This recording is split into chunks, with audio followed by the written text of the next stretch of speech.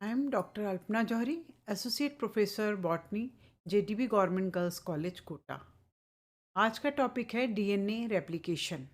इससे पहले वाले लेक्चर्स में आपने डीएनए का स्ट्रक्चर पढ़ा, जो कि डबल स्ट्रैंडेड स्ट्रक्चर है। अब इसमें रेप्लिकेशन कैसे होता है, यानी इसकी पुनरावृत्ति कैसे होती है। जैसे कि आपको मालूम ही है, डीएनए में सेल्फ रेप्लिकेशन की क्षमता होती है, खुद अपने आप को ये प्रोड्यूस कर सकता है। यहाँ सेंट्रल डोग्मा ये एक प्रोसेस है। डीएनए जो इंस्ट्रक्शंस देता है वो फंक्शनल प्रोडक्ट में यानी प्रोटीन में फाइनली कन्वर्ट हो जाती है, तो ये प्रोसेस कहलाता है central dogma. And this explains flow of genetic information. यानी जैसे डीएनए है, उसमें सेल्फ रेप्लिकेशन होगा तो डीएनए बन जाता है डीएनए से। इसके अलावा डीएनए से आरएनए का बनना ट्रांसक्रिप्शन कहलाता है, और आरएनए से प्रोटीन का बनना ट्रांसलेशन कहलाता है। कई बार रिवर्स ट्रांसक्रिप्शन भी होता है, जो अब आरएनए डीएनए में कन्वर्ट हो जाता है। तो ये सब प्रोसेस जो है सेंट्रल डोग्मा कहलाता है। तो डीएनए के अंदर सेल्फ रेप्लिकेशन की भी क्षमता होती है, और साथ में जो भी प्रोटीन सेल के अंदर रिक्वायर्ड होते हैं, जो भी एंजाइम्स रिक्वायर्ड होते हैं, उनकी सिंथेसिस में ये हेल्प करता है। उनकी सिंथेसिस को ये कंट्रोल करता है, इंस्ट्रक्शन देता है। डीएनए मोड ऑफ रेप्लिकेशन, जैसा कि मैंने आपको बताया कि डीएनए रेप्लिकेशन वो प्रोसेस है जिसमें डीएनए खुद को रेप्लिकेट करता है, यानी अपनी खुद की कॉपी बनाता है। अब ये 3 तरीके से रेप्लिकेट कर सकता है, जैसे कंजर्वेटिव यानी संरक्षी विधि, डिस्पर्सिव मेथड परिक्षेपी विधि, और सेमी कंजर्वेटिव मेथड यानी अर्ध संरक्षी विधि। सेल साइकिल आपने पढ़ा, आपको मालूम है इंटरफेज होती है, prophase, metaphase, anaphase, telophase. Interphase जब डीएनए की सिंथेसिस होती है, 3 तरह से डीएनए रेप्लिकेट करता है, ये बताया गया। कंजर्वेटिव मेथड के अनुसार डीएनए का जो रेप्लिकेशन होता है, रेप्लिकेशन यानी पुनरावृत्ति, यानी उससे जब 2 डॉटर डीएनए हेलिक्स बनेंगे तो एक जो ओरिजिनल डीएनए है वो संरक्षित रहता है, अपने मूल रूप में रहता है, कंजर्व रहता है, सुरक्षित रहता है। तो ये बताया गया था कंजर्वेटिव मोड ऑफ रेप्लिकेशन के लिए। दूसरा है डिस्पर्सिव मेथड। डिस्पर्सिव जैसा कि डिस्पर्स होना, नाम से ही पता लग रहा है, कंजर्वेटिव में कंजर्व रहता है, डिस्पर्सिव में डिस्पर्स हो जाता है, यानी जो पेरेंटल स्ट्रैंड है वो जगह जगह से टूट जाता है, और जो डॉटर स्ट्रैंड्स बनते हैं उनके साथ ये जगह जगह से अटैच होकर के ऐसे अरेंज हो जाता है कि जब डॉटर हेलिक्स बनती है तो उसमें कुछ तो न्यूली सिंथेसाइज्ड डीएनए होता है और कुछ ओल्ड पेरेंटल डीएनए होता है। फाइनली जो डीएनए बनेंगे वो दोनों ही नए टाइप के स्ट्रैंड्स होंगे, क्योंकि उसमें कुछ पार्ट ओल्ड डीएनए का है और कुछ न्यू स्ट्रैंड्स का है। लास्ट है semi conservative mode of replication. Semi conservative का मतलब है कि कंजर्व तो होता है लेकिन हाफ, आधा। पेरेंट स्ट्रैंड्स इसमें कंजर्व्ड रहते हैं लेकिन परिरक्षित रहते हैं। जो पेरेंट स्ट्रैंड्स हैं, यानी दो जो डीएनए के स्ट्रैंड्स हैं पेरेंट डीएनए के, वो रेप्लिकेशन के समय दोनों अलग अलग हो जाते हैं, और फिर दोनों स्ट्रैंड्स अपनी अपनी कॉम्प्लीमेंट्री कॉपी बनाते हैं। तो इस तरीके से जो डॉटर डीएनए मॉलिक्यूल होंगे उसमें एक स्ट्रैंड पेरेंट का होगा और दूसरा स्ट्रैंड जो नया न्यूली सिंथेसाइज्ड होगा। तो ये semi conservative mode of replication को ही प्रेफरेंस दी गई है, क्योंकि कई एक्सपेरिमेंट्स से भी इनको प्रूव किया गया है कि डीएनए में जो रेप्लिकेशन होता है वो सेमी कंजर्वेटिव मोड द्वारा ही होता है। अभी मैंने आपको तीनों तरह के मोड बताए थे। कंजर्वेटिव, कंजर्वेटिव में जो पेरेंट डीएनए है वो नेक्स्ट जनरेशन में कंजर्व रहता है, यानी पेरेंट डीएनए से जब डॉटर डीएनए बनेंगे तो एक डीएनए डॉटर सेल में सेम रहेगा और दूसरा न्यूली सिंथेसाइज्ड होगा। इसी तरीके से नेक्स्ट जनरेशन में जो पेरेंट डीएनए है वो कंजर्व रहता है पूरी तरीके से। तो ये जो पेरेंट डीएनए है ये लास्ट तक कंजर्व रहता है, सक्सेसिव जनरेशन्स को अगर हम स्टडी करें तो। दूसरा है सेमी कंजर्वेटिव। इसमें आप देख रहे हैं कि मैंने बताया था आपको, पेरेंट डीएनए के दोनों स्ट्रैंड्स अलग अलग हो जाते हैं और ये अपनी अपनी कॉम्प्लीमेंट्री स्ट्रैंड बना लेते हैं। तो अब आप देखेंगे जो नेक्स्ट जनरेशन है उसमें जो डीएनए डबल हेलिक्स है उसमें एक तो पेरेंट का है स्ट्रैंड और दूसरा न्यूली सिंथेसाइज्ड है। डिस्पर्सिव में जैसा कि मैंने आपको बताया था कि पेरेंट डीएनए जगह जगह से टूट जाता है और कुछ पार्ट नए सिंथेसाइज होते हैं। ये पार्ट्स आपस में जुड़ करके नए और ओल्ड डीएनए डिस्पर्सिव मोड में दिखाया गया है कि टोटली न्यूली सिंथेसाइज्ड डीएनए है, जो पेरेंट डीएनए से बिल्कुल अलग हैं। मेसेल्सन एंड स्टॉल का एक्सपेरिमेंट है ये, जिसमें उन्होंने सीज़ियम क्लोराइड डेंसिटी एक्सपेरिमेंट किया था। यानी उसका प्रिंसिपल क्या था सीज़ियम क्लोराइड डेंसिटी एक्सपेरिमेंट का, कि जब किसी सॉल्ट के कंसंट्रेटेड सॉल्यूशन का अल्ट्रा सेंट्रीफ्यूगेशन किया जाता है तो एक कांस्टेंट डेंसिटी ग्रेडियंट बन जाता है, और जब इस सॉल्ट सॉल्यूशन में कोई दूसरा सब्सटेंस ऐड करते हैं जिसकी डेंसिटी इस ग्रेडियंट की रेंज में हो, तो वो सब्सटेंस अपनी डेंसिटी के लेवल पर स्थिर हो जाता है, यानी एक बैंड बना लेता है। तो ये इसका प्रिंसिपल है। तो जब डीएनए को सीज़ियम क्लोराइड के साथ मिला करके अल्ट्रा सेंट्रीफ्यूगेशन किया जाता है, तो डिफरेंट जो बैंड्स मिलते हैं वो ये प्रूव करते हैं कि डीएनए का रेप्लिकेशन सेमी कंजर्वेटिव होता है। तो मेसेल्सन और स्टॉल ने जो एक्सपेरिमेंट किए 1958 में, उन्होंने बताया कि ई कोलाई बैक्टीरिया की कई जनरेशन को उन्होंने N15, जितना भी डीएनए में प्रेजेंट नाइट्रोजन है उसको N15 यानी नाइट्रोजन का जो हैवी आइसोटोप है उससे रिप्लेस कर दिया जाता है। तो वो कैसे रिप्लेस किया जाएगा, उसके लिए इसको N15 युक्त जो कल्चर मीडिया है उस पर ग्रो किया जाता है बैक्टीरिया को। तो जितना भी N14 है जो नॉर्मल नाइट्रोजन है वो पूरा रिप्लेस हो जाएगा N15 से। तो 14 जनरेशन तक इसको N15 में कल्चर किया जाता है ताकि पूरा का पूरा N14 N15 में कन्वर्ट हो जाए। अब इन N15 वाली जो डीएनए सेल्स हैं उनको नॉर्मल N14 वाले मीडियम में ट्रांसफ़र कर दिया जाता है। तो फर्स्ट साइकिल के बाद, यानी फर्स्ट साइकिल यानी लगभग इसका साइकिल एक 30 मिनट्स का होता है। तो फर्स्ट साइकिल के बाद उन्होंने कुछ सेल्स को अलग करके जब एनालाइज किया तो उन्होंने देखा कि डीएनए के एक स्ट्रैंड में तो N15 था और दूसरे स्ट्रैंड में N14 था, यानी डीएनए का हाइब्रिड बन गया N14 और N15 का। इस तरीके से ये प्रूव हो गया कि DNA semi conservative mode of replication he follow करता है। सीज़ियम क्लोराइड का स्ट्रॉन्ग सॉल्ट सॉल्यूशन बनाया है और उसमें डीएनए मिला करके अल्ट्रा सेंट्रीफ्यूगेशन करते हैं। तो N14 कल्चर मीडियम में ट्रांसफ़र करने के एक जनरेशन के बाद जब यूवी एब्जॉर्प्शन पैटर्न से केवल एक ही डीएनए बैंड दिखाई दी। इस डायग्राम में आप देख रहे हैं कि किस तरीके से सीज़ियम क्लोराइड डेंसिटी ग्रेडियंट के आधार पर ये प्रूव किया गया कि डीएनए का रेप्लिकेशन सेमी कंजर्वेटिव टाइप ही होता है। जब कंजर्वेटिव मोड अगर होगा तो फर्स्ट रेप्लिकेशन के बाद 2 बैंड्स दिखाई देंगे और सेकंड रेप्लिकेशन के बाद भी 2 बैंड्स दिखाई देंगे। क्योंकि जैसा मैंने आपको पहले भी बताया था कि टोटली अलग तरीके का बनता है कंजर्वेटिव के हिसाब से। जो पेरेंटल डीएनए है वो कंजर्व रहता है, तो सेकंड जनरेशन में भी सेम 2 बैंड्स दिखाई देंगे। डिस्पर्सिव में अगर आप देखें तो क्योंकि पीसेस की फॉर्म में होता है तो यहाँ पर भी एक बैंड दिखाई देगा फर्स्ट रेप्लिकेशन में, और सेकंड रेप्लिकेशन में भी एक ही बैंड दिखाई देगा जिसमें कि हाइब्रिड डीएनए है। लेकिन जो सेमी कंजर्वेटिव मोड रेप्लिकेशन का है उसमें फर्स्ट रेप्लिकेशन के बाद तो एक बैंड दिखाई देगा, लेकिन नेक्स्ट जनरेशन में 2 बैंड्स दिखाई देंगे।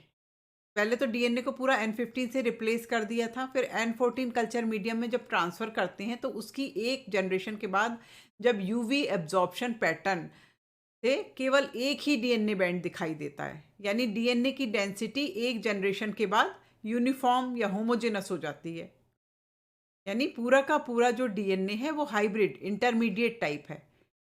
तो ये तभी संभव है जब डीएनए का रेप्लिकेशन सेमी कंजर्वेटिव टाइप हो। जब सेकंड जनरेशन हमें दिखाई देगी तो 2 बैंड्स दिखाई दे रहे हैं। ये दोनों बैंड्स ही सेम इंटेंसिटी के हैं, यानी 2 डिफरेंट डेंसिटी वाले डीएनए इक्वल क्वांटिटी में पाए जा रहे हैं। और आगे आने वाली जनरेशन में भी यही दोनों बैंड्स लगातार दिखाई देते रहे। जब caesium chloride density gradient experiment किया गया, हाइब्रिड डीएनए वाली बैंड की जो इंटेंसिटी है वो धीरे-धीरे कम होती गई और जो लाइट डेंसिटी वाली बैंड है उसकी इंटेंसिटी धीरे-धीरे बढ़ती गई। यहाँ पर आप देख सकते हैं caesium chloride centrifugation by Meselson and Stahl. Intermediate तो मिल ही रही है, और जो लाइट N14 है वो उसका अमाउंट बढ़ता जा रहा है।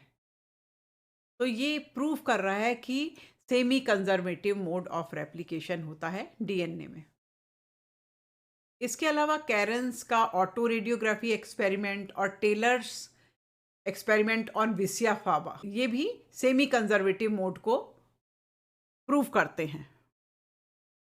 इन दोनों एक्सपेरिमेंट से बताया गया कि डीएनए का रेप्लिकेशन एक कंटिन्यूअस प्रोसेस नहीं है, बल्कि सेगमेंट्स की फॉर्म में होता है, जो कि बाद में लाइगेज से जुड़ जाते हैं। दूसरी बात ये बताई गई कि डीएनए का रेप्लिकेशन यूनिडायरेक्शनल नहीं होता है, बल्कि बाई डायरेक्शनल होता है। इसके बाद हम देखेंगे कि डीएनए रेप्लिकेशन के लिए कौन कौन से एंजाइम्स या प्रोटीन्स यूज होते हैं। तो सबसे पहला है topoisomerase, helicase, single stranded binding proteins, primase, DNA polymerase 1, DNA polymerase 3, ligase and proteins जैसे कि DNA B, DNA C, N dash, N double dash, I. तो ये डिफरेंट टाइप की प्रोटीन्स हैं। तो इसमें जो टोपोआइसोमरेज है वो डीएनए का जो डबल स्ट्रैंड होता है उसकी अनकॉइलिंग में हेल्प करता है। तो उनको अनकॉइल करेंगे तभी डीएनए का रेप्लिकेशन होगा, तो अनकॉइलिंग में काम आता है। इसी तरीके से हेलिकेज का भी यही काम है, डीएनए की अनवाइंडिंग में हेल्प करते हैं ये दोनों ही enzymes. Single stranded binding proteins uncoiled single strands जब बनते हैं तो उनको स्थिर रखने का काम करती है, उनको स्टेबलाइज करने का काम करती है, ताकि दोबारा से कॉइलिंग ना हो पाए। प्राइमेज या आरएनए पॉलीमरेज भी कह सकते हैं इसे, ये आरएनए प्राइमर की सिंथेसिस करती है। प्राइमोसोम्स भी कह सकते हैं उन्हें। जब डीएनए का रेप्लिकेशन होता है तो सबसे पहले आरएनए प्राइमर बनते हैं डीएनए के द्वारा, और उन प्राइमर पे ही अटैच होती जाती हैं न्यूक्लियोटाइड्स और पूरे डीएनए की सिंथेसिस होती जाती है।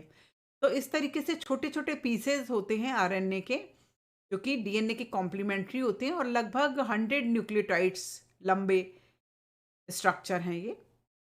डीएनए पॉलीमरेज 1, जिस समय आरएनए प्राइमर डीएनए स्ट्रैंड से अलग होते हैं, जब डीएनए की सिंथेसिस हो जाती है, रेप्लिकेशन हो जाता है, तब आरएनए प्राइमर्स उससे अलग हो जाते हैं।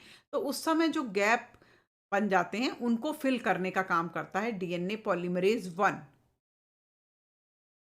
डीएनए पॉलीमरेज 2 भी होता है, लेकिन उसका कोई इम्पोर्टेंट फंक्शन नहीं है देखा गया, अभी तक नोन नहीं है। डीएनए पॉलीमरेज 3 ये एक्चुअल में डीएनए रेप्लिकेशन में हेल्प करता है। जो न्यूक्लियोटाइड्स की पेयरिंग होती है, जब सिंगल स्ट्रैंडेड डीएनए का कॉम्प्लीमेंट्री स्ट्रैंड बनता है, तो जो साइटोप्लाज्म में उपस्थित जो भी न्यूक्लियोटाइड्स होते हैं वो जा करके उससे अटैच होते हैं, तो उस समय ये डीएनए पॉलीमरेज 3 काम करता है। इसकी 7 सब यूनिट्स होती हैं। नेक्स्ट है लाइगेज। जो न्यूली सिंथेसाइज्ड फ्रेगमेंट्स होते हैं डीएनए के, उनकी फाइनल सीलिंग में उनको आपस में जोड़ने का काम करता है। ये छोटे छोटे फ्रेगमेंट्स ओकाजाकी फ्रेगमेंट्स कहलाते हैं। दूसरी जो प्रोटीन्स होती हैं उनके अलग फंक्शंस हैं, जैसे formation of pre priming intermediate. E coli या प्रोकैरियोट्स में डीएनए रेप्लिकेशन होता है, तो उस समय क्या क्या ये टर्म्स हैं आपको पता होनी चाहिए। एक तो होता है टेम्पलेट स्ट्रैंड। टेम्पलेट मतलब जैसे सांचा। तो डीएनए के जो 2 स्ट्रैंड्स होते हैं, जब उनकी अनकॉइलिंग हो जाती है, अनवाइंडिंग हो जाती है, खुल जाते हैं वो, तो वो जो सिंगल स्ट्रैंड होते हैं वो टेम्पलेट की तरीके से काम करते हैं, सांचे की तरीके से काम करते हैं। दोनों स्ट्रैंड्स पर उनका कॉम्प्लीमेंट्री स्ट्रैंड बनता है, तो ये कहलाता है टेम्पलेट स्ट्रैंड। लीडिंग स्ट्रैंड कौन सा है? डीएनए का एक स्ट्रैंड का रेप्लिकेशन तो कंटिन्यूअस होता है, उसे कहते हैं लीडिंग स्ट्रैंड, अग्रवर्ती सूत्र। और जो दूसरा स्ट्रैंड होता है उस पर जो डीएनए बनता है वो पीसेस की फॉर्म में बनता है, इसे लैगिंग स्ट्रैंड कहते हैं या पश्चगामी सूत्र कहते हैं। तो पहले जो वर्कर्स ने काम किया, कैरेंस और दूसरे वर्कर्स ने, तो उस समय तो ये पता था कि डीएनए का रेप्लिकेशन यूनिडायरेक्शनल होता है, लेकिन जो नई रिसर्चर्स हैं उन्होंने प्रूव कर दिया है कि रेप्लिकेशन बाई डायरेक्शनल होता है, दोनों डायरेक्शन में होता है। डीएनए पर एक निश्चित स्थान होता है जहाँ से दोनों डायरेक्शन में रेप्लिकेशन शुरू होता है, और वहाँ पर फिर रेप्लिकेशन फॉर्क बनते हैं। फिर हैं RNA primer, DNA dependent RNA polymerase या प्राइमेज एंजाइम। इनकी प्रेजेंस में डीएनए स्ट्रैंड पर रेप्लिकेशन होता है और छोटे छोटे कॉम्प्लीमेंट्री आरएनए के पीसेस बनते हैं। इन्हें कहते हैं आरएनए प्राइमर्स। इनकी लेंथ होती है लगभग 100 न्यूक्लियोटाइड्स और ये 5 से 3 प्राइम डायरेक्शन में मूव करता है।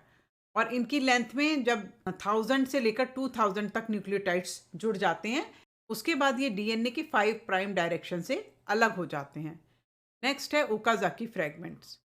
ओकाज़ाकी और कोवर्कर्स ने 1968 में बताया कि डीएनए का रेप्लिकेशन फ्रैगमेंट्स की फॉर्म में होता है और ये फ्रैगमेंट्स कहलाते हैं ओकाज़ाकी फ्रैगमेंट। और बाद में ये लाइगेज एंजाइम से जुड़ जाते हैं आपस में, और जो 5 प्राइम से 3 प्राइम डायरेक्शन में एप्लीकेशन होता है वो कंटिन्यूस स्ट्रैंड की फॉर्म में होता है। तो ओकाज़ाकी फ्रैगमेंट्स एक स्ट्रैंड पर बनते हैं। कई बार आपसे कहा जा सकता है कि रेप्लिजोम्स क्या हैं। तो ये जो मल्टी एंजाइम्स हैं जो कि डीएनए रेप्लिकेशन के लिए यूज़ हो रहे हैं, यानी DNA polymerase 1, 3, ligase, helicase, single stranded binding protein, RNA primase, ये सब मिलकर के रेप्लिजोम बनाते हैं जो डीएनए रेप्लिकेशन में हेल्प करते हैं।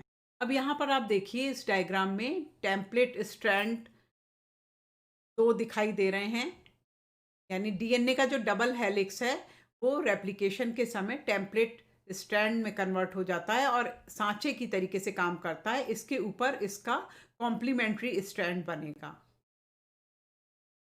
और ये रेप्लिकेशन फॉर्क कहलाता है। फॉर्क लाइक दिखाई दे रहा है आपको, एक डबल स्ट्रैंड सिंगल स्ट्रैंड में कन्वर्ट हो रहा है डिफरेंट एंजाइम्स की हेल्प से। तो ये सिंगल स्ट्रैंड डीएनए टेम्पलेट या सांचे का काम करती हैं।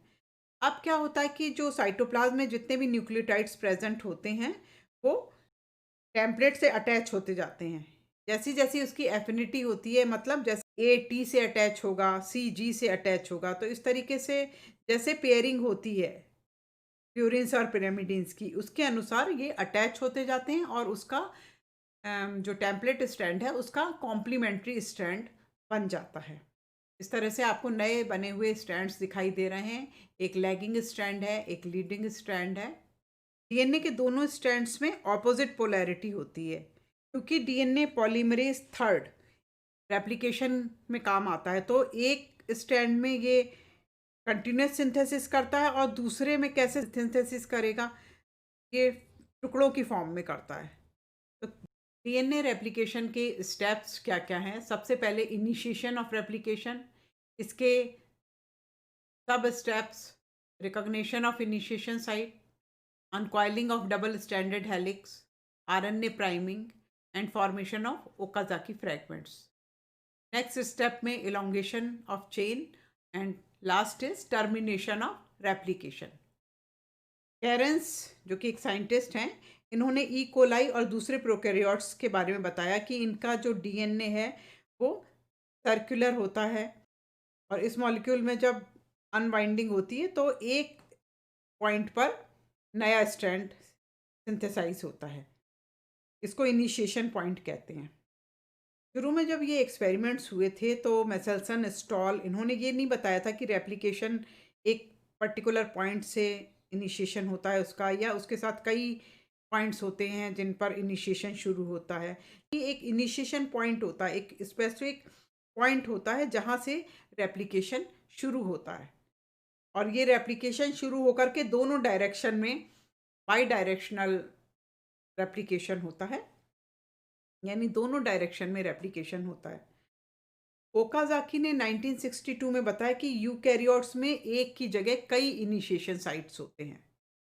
प्रोकैरियोट्स में तो एक ही होता है, लेकिन यूकैरियोट्स में एक के अलावा कई इनिशिएशन साइट्स होते हैं।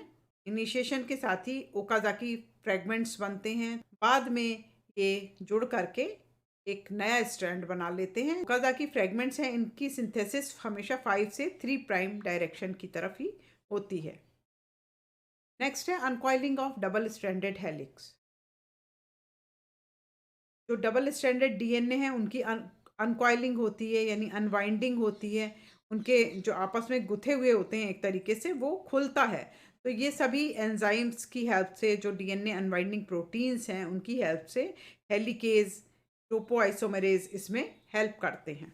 इसके बाद आरएनए प्राइमिंग होती है, यानी सबसे पहले एक आरएनए प्राइमर बनता है। जैसा कि अभी मैंने आपको बताया था कि एक छोटा आरएनए का स्ट्रैंड बनता है, डीएनए का कॉम्प्लीमेंट्री होता है वो, और उसे कहते हैं आरएनए प्राइमर। और इसके साथ ही अटैच हो जाते हैं न्यूक्लियोटाइड्स, टेम्पलेट स्ट्रैंड का कॉम्प्लीमेंट्री स्ट्रैंड बनाते जाते हैं। लास्ट में ये आरएनए प्राइमर्स जो हैं अलग हो जाते हैं। फॉर्मेशन ऑफ ओकाज़ाकी फ्रैगमेंट्स, जैसा कि अभी आपको बताया था कि ओकाज़ाकी जिन्होंने ये फ्रैगमेंट्स के बारे में बताया था कि डीएनए का जो रेप्लिकेशन है एक स्ट्रैंड पे तो कंटिन्यूअस होता है और दूसरे पर स्मॉल फ्रैगमेंट्स की फॉर्म में होता है, तो ये फ्रैगमेंट्स कहलाते हैं ओकाज़ाकी फ्रैगमेंट्स। इस तरीके से लीडिंग स्ट्रैंड और लैगिंग स्ट्रैंड्स बनते हैं। नेक्स्ट है चेन इलोंगेशन। जैसे जैसे न्यूक्लियोटाइड्स साइटोप्लाज्मिक पूल से आते जाते हैं और डीएनए पॉलीमरेज थर्ड की हेल्प से वो अटैच होते जाते हैं, पूरा टेम्पलेट का कॉम्प्लीमेंट्री स्ट्रैंड बन जाता है। इसको इलोंगेशन ऑफ चेन कह सकते हैं।